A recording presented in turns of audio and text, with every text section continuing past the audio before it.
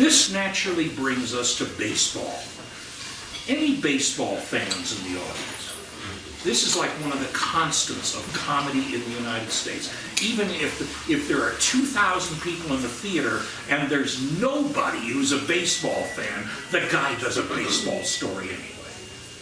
This is literally true, and we'll come in a little while, you see, to why baseball is such a wonderful metaphor for our present condition on planet Earth at this moment of the possibility of our evolution.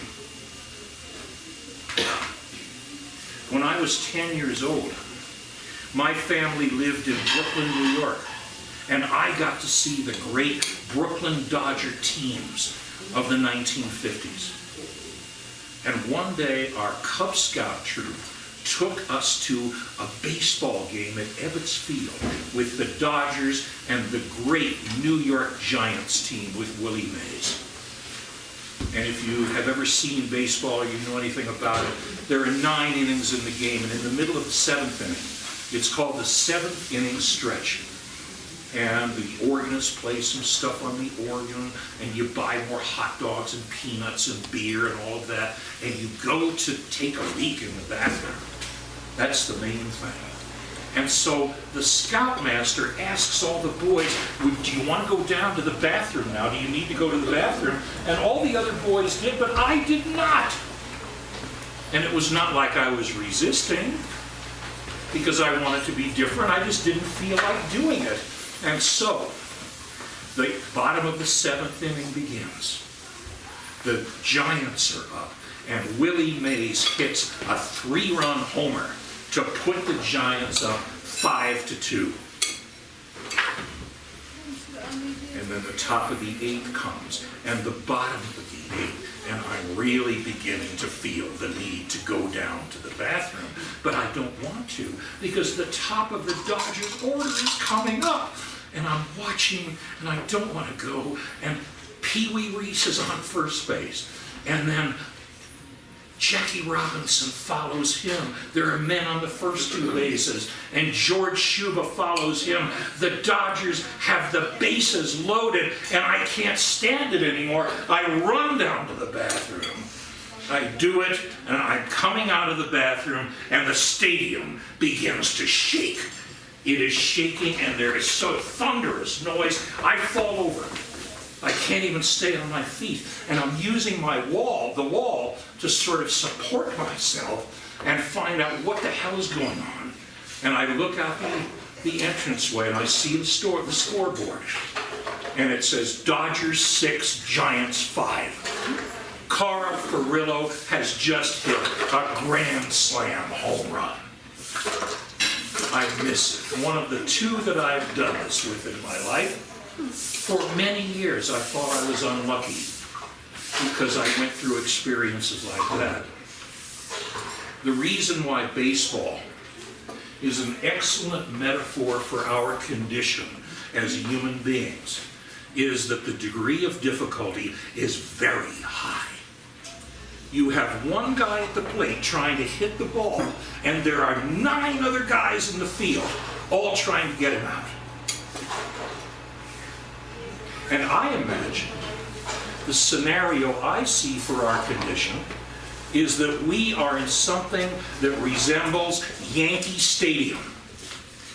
And it looks like it's completely empty, except that on the visitor's side of the field, there's an Hispanic guy from the Bronx, like right behind third base. And there's a Japanese guy in the upper deck. Those are the only 2 people. This is what it looks like. The only 2 people in the stadium. Humanity is at bat against the planets. Each one occupies a position in the field. Mars is at first base. And if you are in the game, if you hit the ball, be careful with that son of a bitch.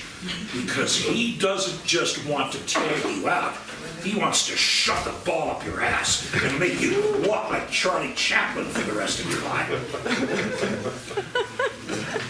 The other side of the field is kind of predictable because you know that Mercury is the fastest of the planets, And so naturally, he's at shortstop. Uranus is another quick tempo planet, so he's at third base. But the only thing that the batter has his eye on is second base, because that is where Venus is. He's looking here at the pitcher, and just to the pitcher's right, over here, Venus is there. And she's so hot. The poor guy, he's not able to concentrate on the pitch when all he's thinking is, God, what the fuck? And so it's terribly difficult and distracting. Jupiter is in right field, and he's overweight again, and he's hung over again, so that's where you want to hit the ball. You want to go straight through first base, and you don't turn your back on Mars at any time. Get to second base. The sun is in center field, and the moon is in left. So that's 7 of the 9 planets. Excuse me. Who are the other 2 planets? Who's catching? Any idea? Who's catching? Pluto. Pluto is the lord of death and regeneration. Nothing gets past him. All right, and who's pitching? Anyone know who's pitching? 1 planet left. Saturn is on the mound. Okay? And he is not going to give you anything right down the middle of the plate that you can hit easily. He's throwing forkballs and curveballs and sliders and knuckleballs and every damn thing that you can imagine to make you swing at a bad fish and look like an asshole. And the rule in this stadium that people have accepted so far is that over here on this side, the home team fans have to be completely silent. They can't say anything. And nobody has ever questioned this rule. Whereas over here on the visiting team side, and this is designed to increase the degree of difficulty even more, the people over there can say anything they want. Humanity, you suck! Go home! You know, and the Hispanic guy is saying, humanidad, dame un beso en mi culito, which means kiss my ass, humanity. And the Japanese guy up there, see, he knows that the great Japanese player Ichiro Suzuki used to play for the Yankees. And he thinks that he's still there, but he's not. Right, and so he's pissed off anyway. And he said, Jinri Kusai, which means humanity, you stink. And so it's so difficult. This has been going on for thousands of years now. And we are hoping that sooner or later, somebody is going to decide it's time from over here on the home team side to say something to encourage the batter. I sure would. Come on, humanity, take this fucker over the wall. Downtown, do it. And so in time, maybe this encourages other people to help the home team. The stadium is in fact packed. It only looks like there are 2 people there. All of the other seats are occupied by trans-dimensional beings who are invisible to us. But they are conscious of us, even if we can't see them. And for them, everything is riding on the outcome of the game. When is humanity going to hit the ball? When is he going to bounce it off the center field wall? And when do we get, in that sense, to evolve beyond our limits? So that's why baseball is such a wonderful metaphor. So, that's the baseball story. And there's another one.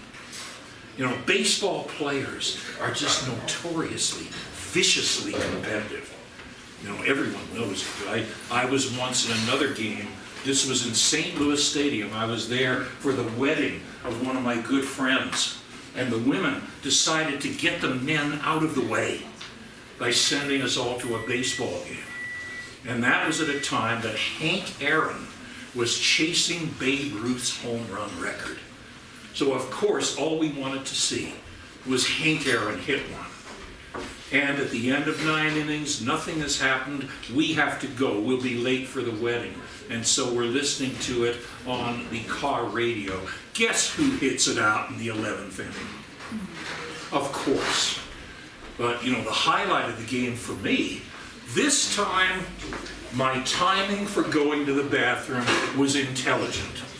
And this is an old-timers game. And it has these great Hall of Fame players there. One of them, Lefty Grove, the great pitcher of the old Philadelphia Athletics. And I recognize him. You know, he's standing next to me at the urinal. Yeah, and I say, hey, boy, I'll bet not many fans have gotten to take a leak next to Lefty Grove. And he said, you're damn right, fuck off. And so he was not the least bit amused or happy to hear this. So this is one story.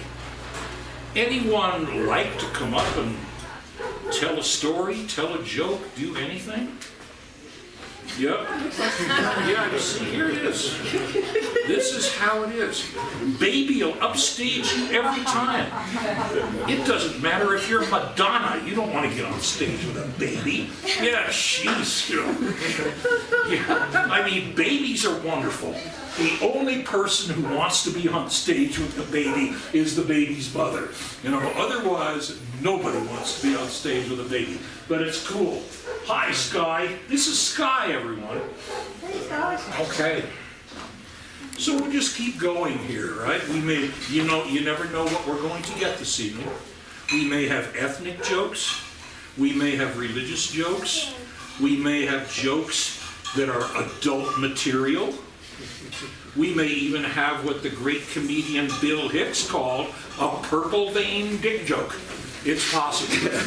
So, and speaking of Bill Hicks, you'll get to see a little bit of him later, you see, because what you anticipate with this kind of thing is that not many people want to tell a story, so you may have to show some things on the screen. Here's an Irish joke. Any Irish people in the house? No Irish people at all. Somebody's pointing. Well, Kid is pointing at Matthias. Yeah, so here's the story. This is the kind of weirdness that Irish humor has in it. A man is walking along the road in the orchard country of Ireland. And it's the apple picking season. So the different farmers are working on their trees with their ladders. And as the man is walking along the road, he sees in the distance a farmer who seems to be taking some heavy object up the ladder. He gets one apple out of the tree into his basket, and then he comes down and puts the apple in the other basket. And he goes up the tree again. And he's obviously carrying something really heavy. And so as the man gets closer, he can see that the man is carrying a pig. And he takes the pig up the ladder, positions the pig's head so it gets an apple in its mouth, and positions itself over the basket. The farmer taps it on the head, and the apple falls into the basket. And as the man gets closer, he talks to the farmer and says, isn't this a terribly difficult way to do this? Wouldn't it be simpler to leave the pig on the ground, take the basket up the tree, fill it with the apples, and come back? Isn't this a terrible waste of time? And the farmer says, now what's time to a pig?